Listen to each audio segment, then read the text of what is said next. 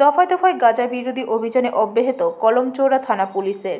নেশামুক্ত ত্রিপুরা গড়ার লক্ষ্যে কলমচৌড়া থানার পুলিশ ও 140 নং ব্যাটালিয়ন সিআরপিএফ এবং টিএসআর জওয়ানদের গোপন খবরের ভিত্তিতে শনিবার সকাল থেকে কলমচৌড়া থানাধীন বংশীবাড়ি গভীর জঙ্গলে গাঁজা বিরোধী অভিযানে নেমে একাধিক স্থানে হানা দিয়ে অবৈধভাবে গজিয়ে ওঠা গাঁজা বাগান ধ্বংস করে দেয়। এই অভিযানে নেতৃত্ব ছিলেন কলমচৌড়া থানার ওসি নারুগোপাল দেব, এসআই অসীম ভৌমিক, এসআই বিশ্বজিৎ দেববর্মা সহ বিশাল টিএসআর ও সিআরপিএফ জওয়ানরা।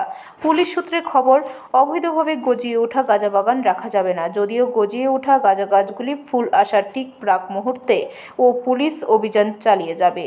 তবে আজকের এই অভিযানে মোট 50,000 গাঁজা গাছ কেটে ধ্বংস করে দেওয়া হয়েছে। আগামী দিনেও এই অভিযান অব্যাহত থাকবে। আমরা বংশীবাড়িতে গাঁজা বিরোধী অভিযানে আমরা বের হই। সকাল থেকে গাঁজা কাটা শুরু হয়েছে। আমরা এইমাত্র গাঁজা কাটা শেষ করলাম। আজকে আমরা 5টা প্লটে মোট 50,000-এর মতো প্রি ম্যাচিওর এবং ম্যাচিওর গাঁজা গাছ আমরা কেটে ধ্বংস করে দিয়েছি। ব্যুরো রিপোর্ট, খবর ত্রিপুরা।